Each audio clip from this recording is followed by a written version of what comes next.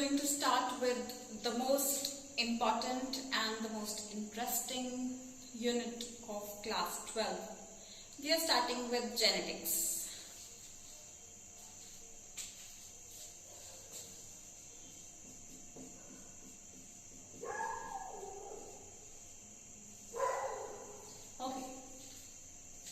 Genetics में हम लोग वैसे principles of inheritance and variation करेंगे, उसके बाद मॉलिक्यूलर बेसिस ऑफ इनहेरिटेंस आता है. लेकिन before starting with the unit, let us first discuss what do we mean by the term genetics. As in the beginning, when we started with +1, I told you there are many branches of biology, but grossly we're just dividing. हम botany, zoology discuss कर लेते हैं. Bio की वैसे बहुत ज्यादा branches हैं. उनमें से एक ब्रांच है ये genetics, and this branch deals with what? So this is the branch of biology that deals with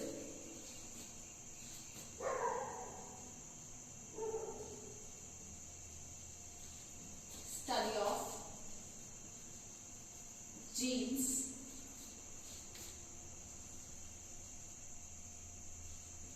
genetic variation and heredity in the living organisms. Fine. Obviously in the living organisms genes living में ही होते हैं. तो study of genes, jeans जो हमारे characters carry करते हैं, किस तरीके से कोई सेम कैरेक्टर पेरेंट्स से नेक्स्ट जनरेशन तक चला जाता है, फिर उससे नेक्स्ट जनरेशन तक जाता है, and how we get different from our parents. कैसे जनरेशन टू जनरेशन कुछ कैरेक्टर्स होते हैं जो एक जनरेशन से नेक्स्ट जनरेशन तक पास ऑन होते हैं, लेकिन कुछ चेंजेस भी आते हैं. तो ये जो एग्जैक्ट जो चीजें पास ऑन हो रही हैं, इसे हम कहते हैं हेरिडिटी. हेरिडिटी क्या होता है? The passing on of characters from one generation to another is heredity, whereas variations are what? Variations are the degree to which the progeny is different from the parent generation. I repeat, the passing on of the characters from parents to the offspring. Passing on of characters from parents to the offspring is known as heredity, whereas the degree to which the progeny is different from parents is known as variation. Variation कितना very कर रहा है organism. और genetics की जो branch है, जैसे मैंने स्टार्टिंग में बायो में आपको बताया था कि biology, father of biology Aristotle, zoology के एरिस्टोटल हैं, देन बॉटनी के थियोफ्रास्टस हैं. Similarly likewise I will tell you the father of genetics. Father of genetics is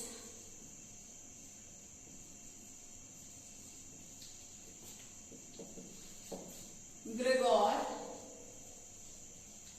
Johann Mendel. We also call him G.J. Mendel. Mendelism इनकी theory को कह दिया जाता है, and this was my favorite topic when I was in class 12, and I even made a project on this, Mendelism. I hope you will also like the topic. तो G.J. Mendel ने genetics की एक तरीके से शुरुआत कर दी थी.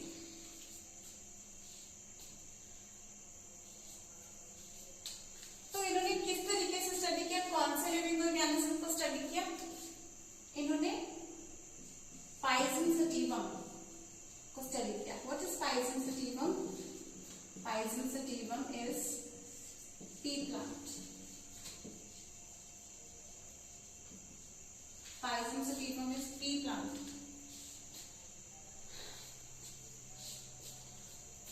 pea plant होता है. इस प्लांट को उन्होंने स्टडी किया फॉर 6 लॉन्ग ईयर्स. इनमें उन्होंने देखा हेरिडिटी एंड वेरिएशन, यानी जेनेटिक्स को इनमें स्टडी किया और एक थ्योरी फॉर्मुलेट की जिसे हम आज मेंडलिज्म के नाम से जानते हैं. इसमें उन्होंने 3 लॉज दिए, उन तीनों लॉज को आज लॉज ऑफ हेरिडिटी बोला जाता है। उन्होंने जो स्टेटमेंट दी थी उसके बाद वो लॉज बन गए। Till when he was living उनकी स्टडी जो थी वो हिडन रही। उन्होंने सारा डाटा फॉर्मुलेट किया था लेकिन वो ज्यादा नोन नहीं हो पाए। उनकी लाइफ में उनको ये जो पदवी है कि उनको फादर ऑफ जेनेटिक्स बोला जाता है, उनकी जीते जी उनको ये रिकॉग्निशन नहीं मिला था। रीजंस थे कि उन्होंने कुछ ऐसे रीजंस थे जो उनको फेम नहीं दिलवा पाए। उन्होंने स्टडी पब्लिश करने में कुछ ऐसी मिस्टेक्स की थी या उस टाइम पे दौर कुछ ऐसा चल रहा था। रीजंस क्या हो सकते हैं? Reasons for non recognition of his work.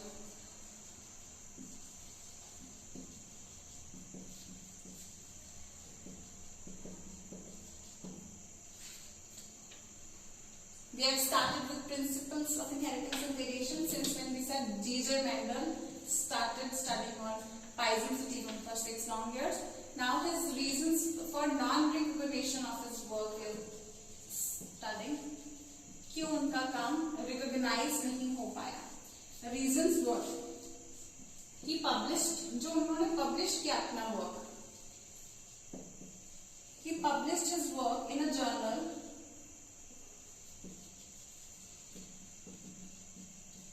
which was not very well known.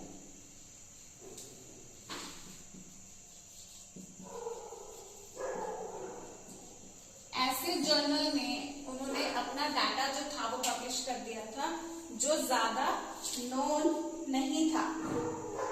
ठीक है, तो वर्क को सही तरीके से या हम कह सकते हैं not correctly published. His work was not correctly published. आज के टाइम पे कोई भी बंदा कुछ वो करता है, कुछ डिस्कवरी करते हैं या कुछ ऑब्जर्वेशन करते हैं, कुछ थ्योरी बनाते हैं, तो उनको आज के भी टाइम पे उनको बड़ी बड़ी पब्लिकेशन अच्छे अच्छे जर्नल्स में पब्लिश करना पड़ता है, फिर जाके काम रिकॉग्नाइज होता है एंड रिनोन होते हैं। उनकी पीएचडी डिग्रीज भी, जब पीएचडी कोई बंदा को पीएचडी का डिग्री मिलता है तो वो भी उस बेस पे मिलता है कि उन्होंने कौन से जर्नल्स में पब्लिश किया और कितने लोगों तक वो जर्नल पहुंचता है और कहाँ तक उनका काम रिकॉग्नाइज हुआ। फाइन, अगर उनका जर्नल इतना पढ़ा ही नहीं गया था या जिस भी पेपर में पब्लिश कर दिया था उन्होंने वो पेपर इतना पढ़ा नहीं गया था, डिस्ट्रीब्यूशन ज्यादा नहीं थी, तो ऑब्वियसली काम रिकॉग्नाइज नहीं होगा। एक और वहां पे गड़बड़ क्या थी कि जिस टाइम पे उन्होंने ये स्टडी किया उस टाइम पे डार्विन की स्टडी चल रही थी। Darwin well known scientist genetics, well known scientist, तो उस टाइम पे क्या था, ध्यान सारा डार्विन की तरफ था। तो because he was becoming a famous personality, उन्होंने वो सारा ध्यान बायोलॉजिस्ट का डार्विन की तरफ था कि बाकी सारे जो काम कर रहे हैं उसकी तरफ तो कोई ध्यान ही नहीं था। तो Darwin was the star of biology that time. So बाकी और किसी की तरफ किसी का ध्यान जा ही नहीं रहा था। इस वजह से भी डार्विनिज्म जो उस टाइम पे चल रहा था उस टाइम पे भी डिस्ट्रैक्ट नहीं होना चाहता था डार्विनिज्म से, किसी और टॉपिक पे ध्यान नहीं जा रहा था। That is why also his work was not well published. Me conscious हम बात करेंगे आगे। इन्होंने टर्म यूज की फैक्टर्स टर्म यूज किया। एक्चुअली क्या था, he was the man who also studied mathematics as well as biology. So he mixed mathematical tools in biology, and biologists don't understand maths. Moreover, he used words, factors and all. तो ये सब इन्होंने words किए कि हाँ factors, discrete units, ये सब कुछ एग्जिस्ट करता है, तो ये सब बायोलॉजी वालों को समझ नहीं आ रहा था। मोरओवर कुछ ऐसे कैलकुलेशन, रेशियोज बताए इन्होंने, डाटा, तो वो सब कुछ बायो वालों की समझ के बाहर था। तो फिर इनको कोई रिकॉग्निशन उस काम के वजह से इनको नहीं मिल पाया। फाइन, तो ये समझ नहीं आया बेसिकली, क्योंकि समझ नहीं आया तो रिकॉग्नाइज भी नहीं हुआ। लेकिन इनका जो काम था वो दोबारा से पब्लिश किया गया। 3 साइंटिस्ट थे जिन्होंने मेंडल की ऑब्जर्वेशंस दोबारा नोटिस की। फिर इनमें से एक साइंटिस्ट को जब उसकी पब्लिकेशन मिल गई, read such a publication कि जैसे हम अभी ऑब्जर्व कर रहे हैं जो चीजें, ये सब कुछ किसी साइंटिस्ट ने पहले कभी लिखा था। फिर उन्होंने जब पेपर्स छांटे तो उन्हें मेंडल का छपा हुआ आर्टिकल कहीं मिला, तो मेंडल का जब छपा हुआ आर्टिकल मिला, फिर उन्होंने मेंडल को क्रेडिट दिया उस सारे काम का कि इन्होंने सबसे पहले इस चीज को देखा था, and he should be given the honour to become the father of genetics. तो 3 scientist, and after he died, but the work was recognised after he died. It was Hugo de Vries, Carl Correns, and Erich von Selma। तो 3 scientist थे जिन्होंने इनका काम बाद में recognise किया। They all rediscovered Mendel's work। अब Mendel को फाइनली तो पेशेंट आफ्टर डेथ सक्सेस तो मिली ना, तो रीजंस फॉर सक्सेस हम किन चीजों को कह सकते हैं? रीजंस फॉर सक्सेस हम किन, आज हम जस्ट ग्रॉस डिस्कशन कर रहे हैं टॉपिक के। रीजंस फॉर मेंटल सक्सेस हम किन चीजों को कह सकते हैं? एक तो उन्होंने सबसे मेन चीज तो उन्होंने पी प्लांट चूज किया। पी प्लांट में क्या होता है, कंट्रास्टिंग कैरेक्टर्स होते हैं। जो कैरेक्टर्स थे बिल्कुल कंट्रास्टिंग कैरेक्टर्स चूज किए। कंट्रास्टिंग मतलब ऐसे जैसे ह्यूमंस की हाइट ले लो, कोई ऐसे तो नहीं है कि एक 4 फीट का होता है, दूसरा 7 फीट का होता है और बीच की कोई हाइट ही नहीं होती, ऐसा नहीं होता ना, रेंज ऑफ हाइट्स होती है। लेकिन पी प्लांट में ऐसा है, या तो टॉल है या ड्वार्फ है, ठीक है, या टॉल है या ड्वार्फ है। इसका फ्लावर का कलर, अब हमारी ह्यूमंस के कलर में देखते हैं लोग, ऐसा तो नहीं 2 कलर, एक डार्क है, फेयर है, बीच कितने कलर हैं। लेकिन पी प्लांट के फ्लावर कलर में या तो वॉयलेट है या व्हाइट है। फ्लावर पोजीशन तक 7 ऐसे कैरेक्टर्स मिले। तो contrasting characters which counted to 7 contrasting characters मिले। एक और चीज इसमें सेल्फिंग भी हो सकती थी, यानी कि self pollination and cross pollination दोनों पॉसिबल थी, और कंट्रोल्ड जो हाइब्रिडाइजेशन, आर्टिफिशियल हाइब्रिडाइजेशन भी इसमें पॉसिबल थी। और दोनों इसमें सेल्फ पॉलिनेशन क्रॉस पॉलिनेशन दोनों पॉसिबल है। तो अच्छे से एक्सपेरिमेंटेशन भी इनमें अच्छे से कंडक्ट करवाया जा सकता था। दूसरी चीज, इनका जो लाइफ स्पैन है, जो लाइफ साइकिल है, वो काफी शॉर्ट होता है। अब सोचो ह्यूमंस पे कोई एक्सपेरिमेंट कर रहा है, लाइफ साइकिल कितना बड़ा है।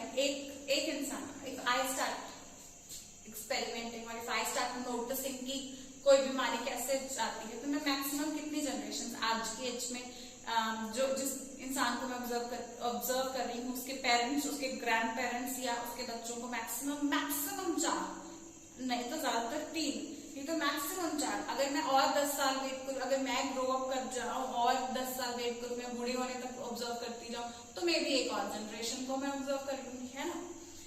लेकिन इतनी ही जनरेशन, लेकिन पी प्लांट की क्योंकि जनरेशन कम है, लाइफ साइकिल उसका छोटा है, तो उस वजह से मैक्सिमम जनरेशन उसकी कवर हो सकती हैं और मैक्सिमम जनरेशन नोटिस हो सकती हैं। दूसरा, large number of progeny, large number of progeny are produced. इसमें जो प्रोजेनी है बहुत सारे प्रोड्यूस हो सकते हैं। एक मटर के दाने में आप देखो कितने सारे सीड्स प्रोड्यूस हो सकते हैं, तो multiple seeds we can say are produced. Multiple seeds are produced by single pollination. एक बार पॉलिनेशन करा दी तो मल्टीपल सीड्स, एक क्रॉस से ही आपको इतने सारे सीड्स मिल जाते हैं।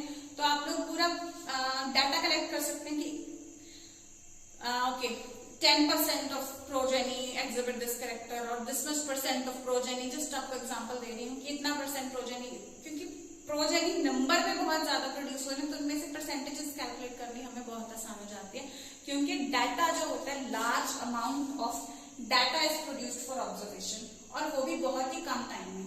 तो अपने लाइफ स्पैन में तो उन्होंने सिर्फ 6 साल में अगर आप देखोगे तो उन्होंने ये सारा डाटा प्रोड्यूस कर लिया था। तो 6 साल में इतना अच्छा जो डाटा प्रोड्यूस कर पाए जस्ट बिकॉज उसका लाइफ साइकिल जो है पी प्लांट का वो काफी छोटा था, उस वजह से वो इस चीज को ऑब्जर्व कर पाए।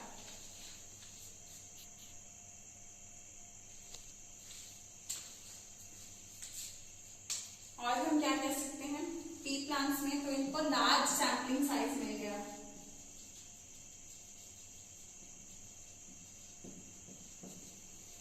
यहाँ पे जो कंट्रास्टिंग कैरेक्टर्स लिखा है, we can say he chose the contrasting characters.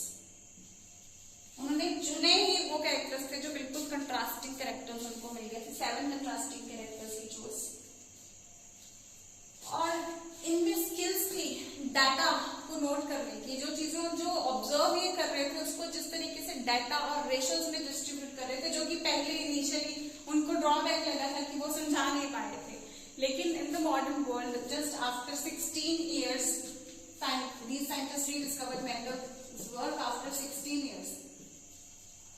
तो 16 years ऑफ दिस डेथ, उसके बाद उन लोगों ने जब ऑब्जर्व किया, इतने सालों बाद जब वो लोग समझ पा रहे थे वो सारा डाटा एनालिसिस को, जिस तरीके से जो मेंडल ने डाटा एनालिसिस किया, that was also the reason of his success कि ये साइंटिस्ट जो इतने सालों बाद उस चीज को ऑब्जर्व कर रहे थे, तो ये भी उस चीज को क्या है समझ पाए थे। Fine, so this is the introduction regarding it. We discussed what do we mean by genetics. It is the study of genes, genetic variations and heredity. Variation मतलब कितने different होते हैं प्रोजनी अपने पेरेंट्स से, और heredity मतलब किस तरीके से कैरेक्टर्स एक जनरेशन से नेक्स्ट जनरेशन पास होते हैं। फादर ऑफ जेनेटिक्स जीजे मेंडल या ग्रेगोर जॉन मेंडल इनको बोलते हैं। बहुत इंपॉर्टेंट क्वेश्चन है ये। पाइजम सटिवम पी प्लांट पे जो एक्सपेरिमेंट किए थे जीजे मेंडल ने, यहाँ से एक तरीके से हमारा चैप्टर स्टार्ट हो गया। Principles of inheritance and variations, principles of inheritance and variations. इस चैप्टर में मेनली हम स्टार्ट इस चैप्टर को मेंडलिज्म से करते हैं कि मेंडल ने कैसे डाटा प्रोडक्शन किया। ठीक है, तो प्रिंसिपल्स यहाँ पे बनते हैं जो मेंडल ने एक्सपेरिमेंट्स कंडक्ट किए, उनसे कुछ प्रिंसिपल्स बने, कुछ लॉज बन करके आए।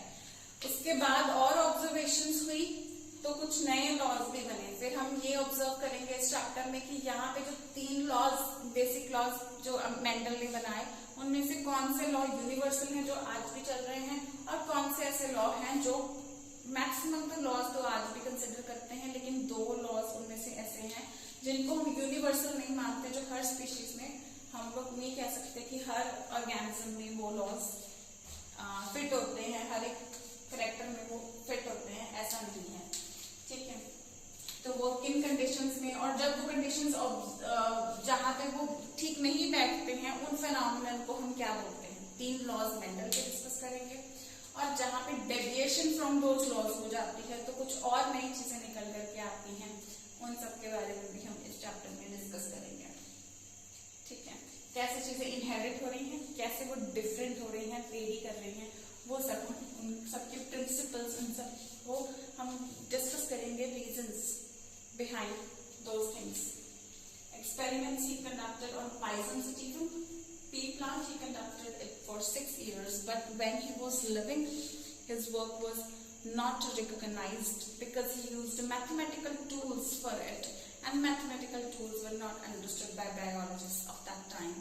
Moreover, उन्होंने अपना जो काम था वो पब्लिश ऐसे पेपर में पब्लिश किया जो पेपर ज्यादा बिका ही नहीं, ज्यादा डिस्ट्रीब्यूशन जिसकी बहुत ही कम थी, डिस्ट्रीब्यूशन कम थी तो उनको पहचान नहीं मिल पाई, ज्यादा लोगों को समझ ही नहीं आया। फिर जहाँ जिन लोगों ने पढ़ा समझा, उन लोगों को फैक्टर समझ नहीं आ रहे थे, या मैथ्स जो उसमें रेशियोज यूज किए थे, they didn't want to pay attention on those ratios. Moreover, जो फैक्टर्स ये कह रहे थे, एक कुछ हम देखेंगे किन फैक्टर्स को कह रहे थे। ये कह रहे थे जहाँ पे टॉल फीचर है जिनमें, उनमें ये वाला फैक्टर जाता है, जिनमें ड्वार्फ फीचर है उसमें ये वाला फैक्टर जाता है। तो व्हाट थिंग्स आर फैक्टर्स, वो उनको समझ नहीं पाए, जिन बायोलॉजिस्ट के सामने इन्होंने अपना प्रेजेंट करना चाह रहे थे अपने वो वर्ल्ड, उस टाइम पे बायोलॉजी वर्ल्ड जो उस टाइम पे था वो उस चीज को समझ नहीं पाया। मोर ओवर डार्विनिज्म का उस टाइम पे चल रहा था कि Darwin was very famous at that time, और सबका ध्यान उनकी एक्टिविटीज पे था। डार्विन के बारे में हम एवोल्यूशन चैप्टर है उसमें डिस्कस करेंगे। ये जो यूनिट हमने जेनेटिक्स एंड एवोल्यूशन नाम की यूनिट स्टार्ट की है, इसी का 3rd चैप्टर है वो। तो after completing 2 chapters of genetics we will then read evolution. तो उसमें हम एवोल्यूशन में हम डार्विनिज्म के बारे में पढ़ेंगे। He was also a wonderful man, he did a lot of good things, he contributed a lot to biology. तो इनका जो कंट्रीब्यूशन था उस टाइम पे एनॉर्मस था और बहुत फेमस हो रहा था because wonderful things he discovered. We will discuss about all those things in evolution. Then question, एक माइनर क्वेश्चन कई बार थ्योरी में भी आ जाता है। क्वेश्चन 2 तरह से आ सकता है, रीजंस फॉर मेंडल्स सक्सेस, या क्वेश्चन ऐसे भी आ सकता है why did he choose P plant. ठीक है, why did he choose P plant. ये तो कुछ लोग इनको अलग अलग कैटेगरीज भी बोल देते हैं। Why did he choose pea plant में आ जाता है, pea plant का लार्ज सैम्पलिंग साइज है, उसके कंट्रास्टिंग कैरेक्टर्स उसमें प्रेजेंट हैं, ये self pollination cross pollination show कर देता है, लाइफ साइकिल शॉर्ट है, large number of progeny. Then success के लिए बोल देते हैं डाटा एनालिसिस यूज किया, मैथमेटिकल टूल्स यूज किए, कंट्रास्टिंग कैरेक्टर्स जो उसमें प्रेजेंट हैं जो पहले बोले गए कंट्रास्टिंग कैरेक्टर्स को यूज कर लिए। इनको डिफरेंट कैटेगरीज भी बोल देते हैं, पर it is good to discuss it all together, reasons for success और reasons for choosing pea plant. लेकिन उनके ऑब्जर्वेशन में ही, because it is a botanist by education, so उनके ऑब्जर्वेशन में ही ये चीजें थी।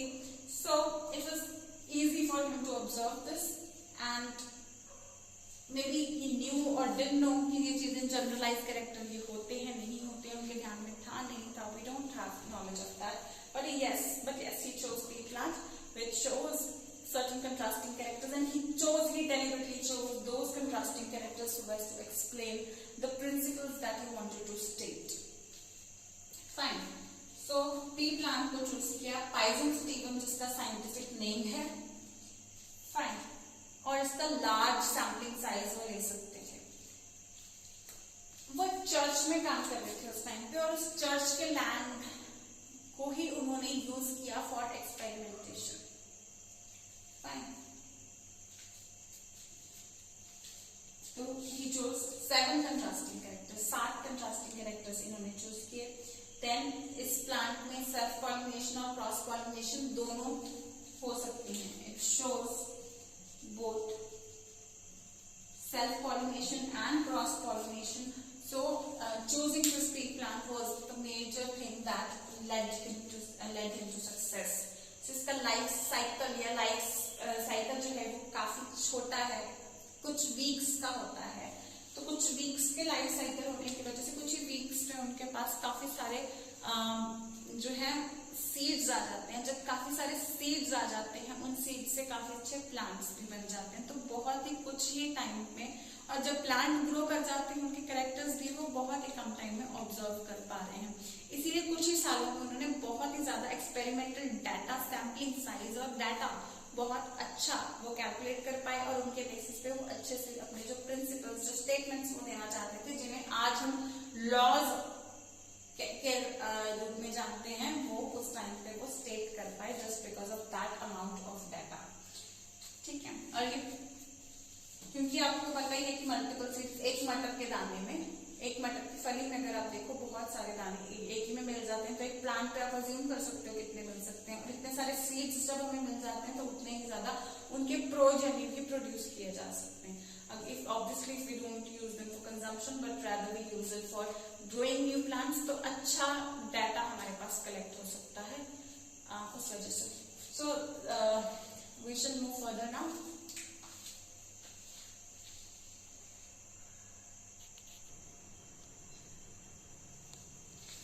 Let us discuss about the 7 characters that Mendel chose.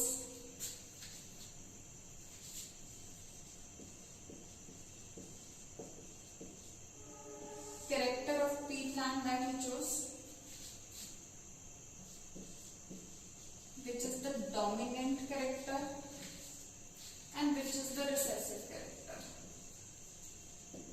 Terminology में आपको साथ साथ बताऊंगी। मैं तो सारी टर्म्स पहले बता दूंगी, आप फिर बाद में कंफ्यूज होते रहोगे whenever I will name it, तो टर्मिनोलॉजी में आपको साथ साथ बताऊंगी। अब डोमिनेंट और रिसेसिव पहले आप समझ लो। डोमिनेंट हम वहां पे कहेंगे जैसे हम एक 10th में भी आप लोगों ने ये किया होगा, यहाँ पे अकॉर्डिंग टू मेंडल ऐसे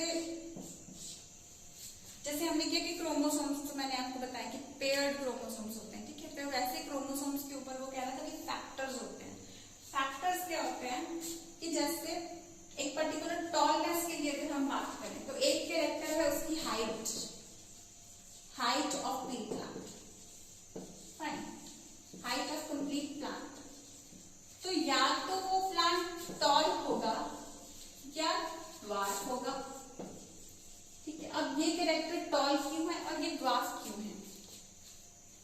according to him we will represent it with the help of capital T, और इसको क्योंकि हाइट ही है इसको हम स्मॉल टी से रिप्रेजेंट करेंगे। This capital T and this small T, इनको हम कहेंगे फैक्टर्स। और ये जैसे मैंने आपको बताया क्रोमोसोम पेयर पे होते हैं, क्योंकि ये क्रोमोसोम के ऊपर ही होते हैं तो ये भी पेयर्स में होंगे। ये सेड कि ये पेयर्स में तो प्रेजेंट होते हैं, जब कैपिटल टी के साथ होगा तब तो प्लांट टॉल होगा ही होगा, और जब स्मॉल टी के साथ होगा तब प्लांट ड्वार्फ ही होगा, ठीक है।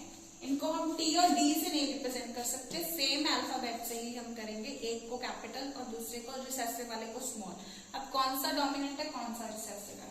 देखो एक क्रोमोसोम अगर दोनों पे कैपिटल टी है, we know it is tall, दोनों पे स्मॉल टी, जस्ट यानी कि द अदर वे राउंड, उसको हमने नाम दे दिया कैपिटल टी और स्मॉल टी, यानी कि the character which is not representing tall plant that we will call as small T. लेकिन अगर एक में कैपिटल टी है और दूसरा स्मॉल टी, इस तरीके से इनका पेयर बना हुआ है, तो कौन सा कैरेक्टर एक्सप्रेस होगा? अब ये चीज ऐसा, अब जब दोनों एक जैसे हैं तब हम इनको कहेंगे होमोजाइगस। देखो यहाँ पे मैं कौन कितनी टर्म्स आपको करवा दी, फैक्टर्स, होमोजाइगस एक टर्म मैंने आपको बता दी। होमोजाइगस मतलब दोनों जब एक जैसे हैं फैक्टर्स, तो दिस यहाँ पे भी दोनों एक जैसे हैं, so this is also homozygous. लेकिन ये होमोजाइगस दोनों रिसेसिव हैं, तो होमोजाइगस रिसेसिव इनको बोलेंगे, और ये होमोजाइगस डोमिनेंट है। रिसेसिव हमेशा होमोजाइगस ही होगा वैसे, एक चीज आपको बता दूं। अब ये क्या है, यहाँ पे दोनों अलग अलग तरह के हैं, तो ये है हेट्रोजाइगस,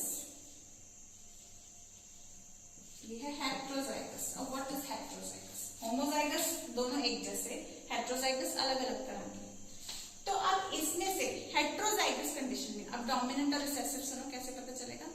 हेट्रोजाइगस में से जब एक क्रोमोसोम पे कैपिटल टी दूसरे पे स्मॉल टी हो, जस्ट एक असम्पशन लेके देखो, you will understand it further, तब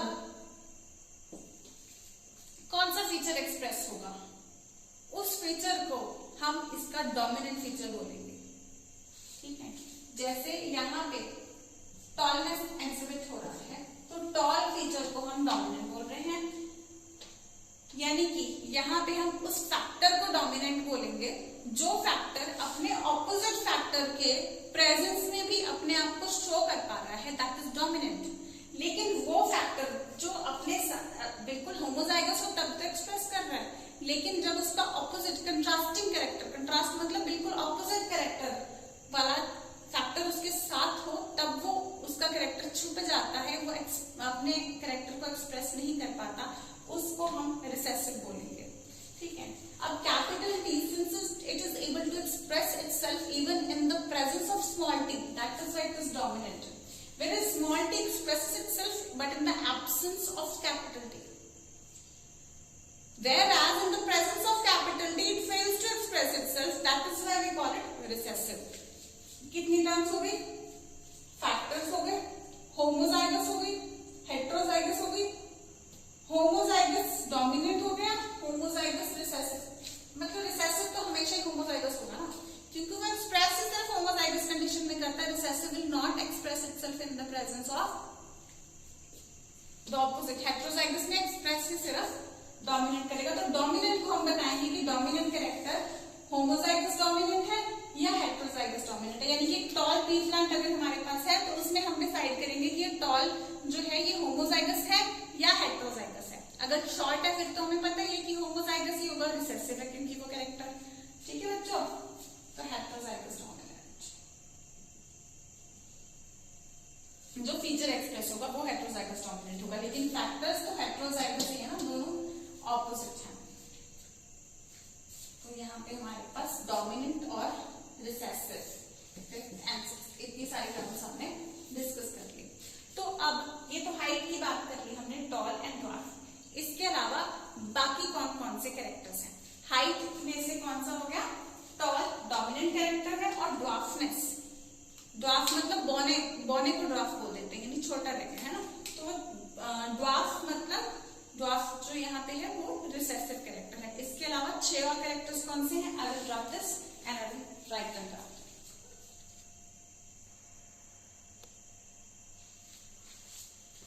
नेक्स्ट कैरेक्टर सीड कलर। जो मटर का दाना होता है उसका कलर क्या होता है? उसमें से बेटा येलो कलर अगर उसका हो वो डोमिनेंट माना जाएगा, और अगर उसका कलर ग्रीन हो वो रिसेसिव होता है। ठीक है। देन सीड का शेप अगर राउंड हो, बिल्कुल गोल गोल हो, तो वो डोमिनेंट होता है, लेकिन कई बार दाना आपने देखा होगा उसके ऊपर रिंकल्स से होते हैं। ठीक है, तो ऐसा रिंकल कैरेक्टर जो है वो उसका रिसेसिव कैरेक्टर होता है। Then pod colour. पॉड मतलब जो फली है, इसके मटर की जो फली होती है उसकी क्या शेप है? वो अगर पूरी फूली हुई है, आप ज्यादातर देखते हो तो आप उसको खोल के देखते हो वैसे पूरी फटके से पटाखे जैसे आवाज आती है, वैसे खुलती है जब वो पूरी फूली हुई होती है, तो उस टाइम पे इन्फ्लेटेड उसको हम बोलते हैं, जब वो फूली हुई होती है। लेकिन कई बार आप लोगों ने देखा होगा कि मटर के दाने हम बाहर से ही फील कर पाते हैं कि दाना कहाँ पे है, वो इतनी ज्यादा कंस्ट्रिक्टेड होती है, ऐसे पूरे साथ में चिपके हुए थे, वो फूला हुआ नहीं होता, उसके अंदर एयर स्पेस नहीं होती, वो फली का आउटर कवरिंग जो है बिल्कुल दाने के साथ चिपका हुआ होता है, और बाहर से ही आप टच करके, फली को टच करके आप फील कर पाते हो कि अंदर सीड की पोजीशन कहाँ पे है। तो इन्फ्लेटेड डोमिनेंट कैरेक्टर है, और कंस्ट्रिक्टेड पॉड शेप जो है, सॉरी पॉड शेप यहाँ पे हम डिस्कस करें, पॉड शेप इन्फ्लेटेड और कंस्ट्रिक्टेड जो है वो डोमिनेंट है। Then pod colour. Pod colour बेटा जैसे सीड कलर में येलो डोमिनेंट है, तो पॉड कलर में ग्रीन डोमिनेंट है, ये ध्यान में रखना। पॉड कलर में ग्रीन डोमिनेंट है और येलो रिसेसिव है।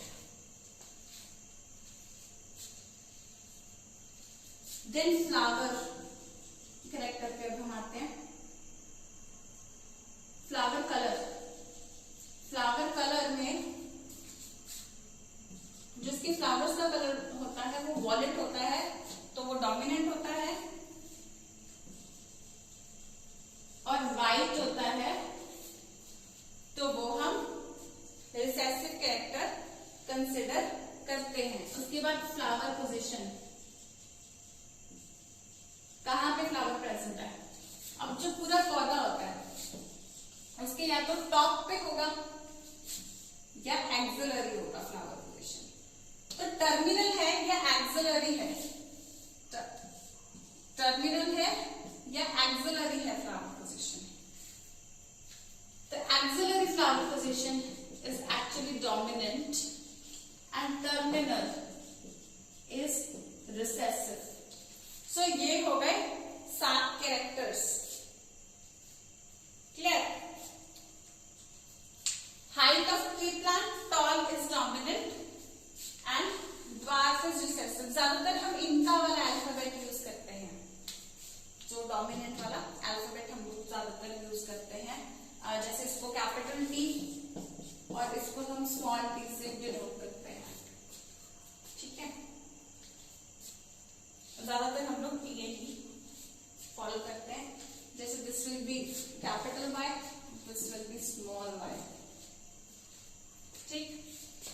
Seed color, yellow is dominant and green is recessive. Seed shape, गोल होगी, perfect गोल होगी, round, then it is dominant and wrinkled will be recessive. Pod shape, जो pod का shape होगा वो inflated and will be dominant. जो फूली हुई है वो dominant है और जो constrict हुआ है that is recessive.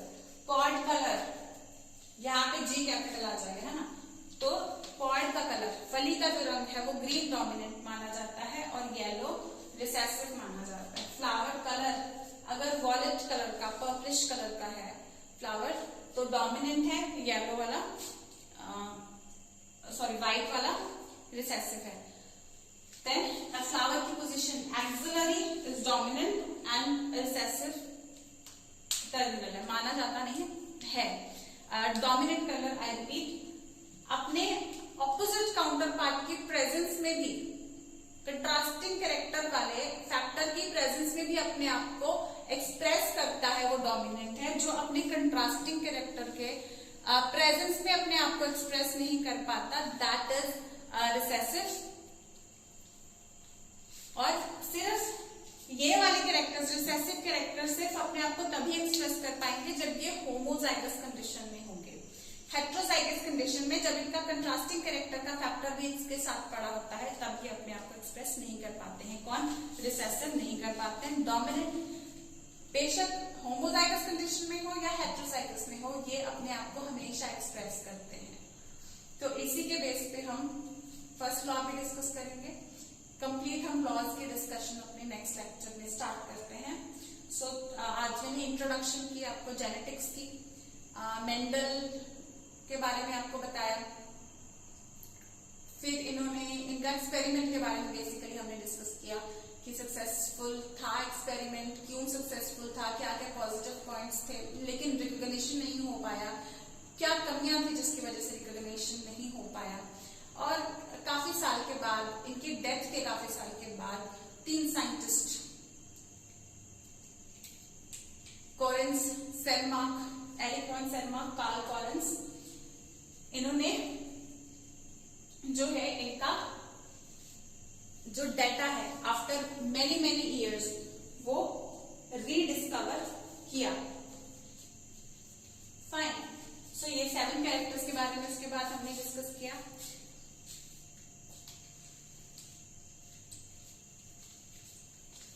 ये जो 3 साइंटिस्ट हैं इनके नाम भी आपको बहुत ज्यादा इंपॉर्टेंट है कि किन्होंने रीडिस्कवर किया. एमसीक्यू क्वेश्चन में बहुत ज्यादा कॉमन आ जाता है.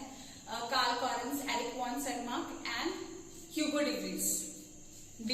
ह्यूगो डिवरीज को अक्सर अकेला डिवरीज ही बोल दिया जाता है इनके सरनेम, बिकॉज ये वैसे भी अपने और बाकी काम के लिए भी बहुत ज्यादा फेमस है, लेकिन रीडिस्कवरी के लिए obviously he is very famous.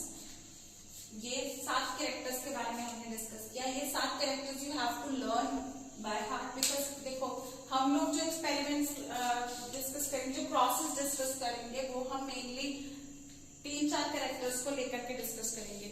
But you should know which character is dominant and which is recessive, because आपको क्रॉस बनाना even in the theory exam किसी पे भी आ सकता है. तो आपको ये पता होना चाहिए कि कौन सा कैरेक्टर डोमिनेंट है और कौन से कैरेक्टर्स रिसेसिव हैं. We will continue our discussion in the next lecture. That's all for now. Thank you. All the best.